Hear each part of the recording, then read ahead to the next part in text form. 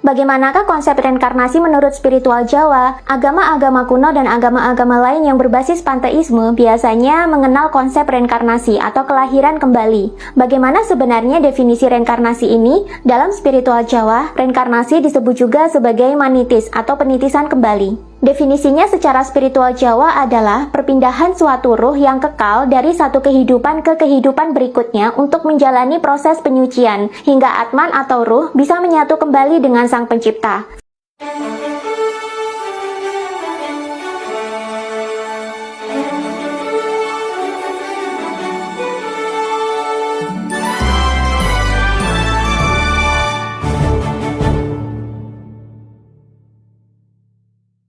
Filosofinya, manusia itu tercipta dari energi murni atau cahaya Tuhan atau Paratma Atman yang dipercikkan ke dalam jasad-jasad manusia. Inilah yang membuat manusia bisa hidup dan memiliki kesadaran. Ketika manusia meninggal, Atmannya akan terpisah dari jasad dan kembali menyatu dengan Paratma Atman. Namun, Atman tidak akan bisa kembali kepada Tuhan jika ia masih memiliki kemelekatan di dunia atau ada dosa atau karma yang belum tuntas. Atau dikatakan juga dalam kondisi begini, Atman berarti dalam kondisi tidak suci atau murni. Atman yang tidak suci ini akan dikembalikan ke dunia untuk menuntaskan urusan-urusan duniawinya sampai ia mengalami pembebasan atau keterlepasan dari hal-hal duniawi, sehingga ia menjadi murni kembali dan bisa kembali kepada Tuhan.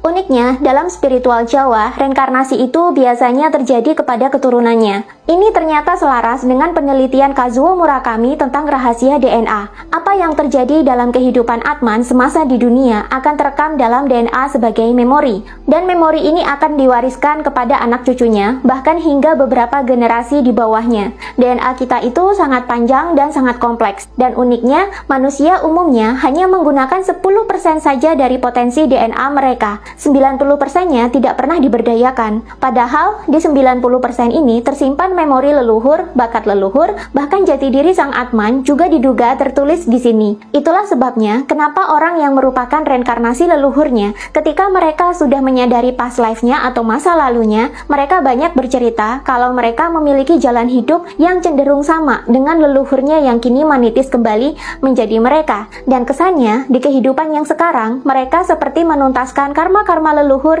yang belum beres. Ini karena ada faktor memori DNA yang terbaca kembali di kehidupan sekarang. Namun biasanya, kalau dalam spiritual Jawa, kesadaran manusia akan cenderung meningkat di kehidupan-kehidupan selanjutnya. Makin sering reinkarnasi, biasanya orangnya semakin pintar dan bijaksana. Tapi sebelum terlahir kembali, kemanakah Atman itu pergi? Ternyata ada alam antara yang menjadi perhentian Atman sebelum ia bereinkarnasi. Alam antara itu seperti apa sih? Apa yang Atman atau ruh manusia lakukan di alam antara tersebut? Selengkapnya bisa kalian baca sendiri di buku Sangkan Paraning Dumadi ini.